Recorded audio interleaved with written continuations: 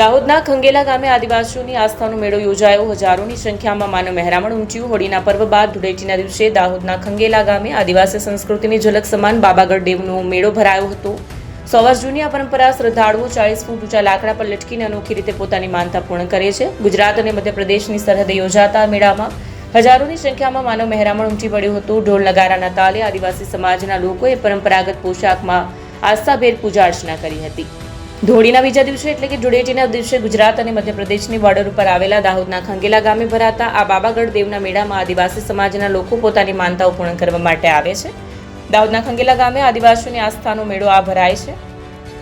આ દેવસ્થાન ઉપર 30 થી 40 ફૂટ ઉપર ચડી અહીં આડું લાકડું બાંધવામાં આવતું હોય છે, જેમાં બાંધા રાખનારને બાંધતા હોય છે અને દોરડા વડે ગોળ રાઉન્ડ ફેરવ્યા બાદ બાબાગઢ દેવની પૂજા વિધિ કરી તેઓ પોતાની માનતા પૂરી કરતા હોય છે.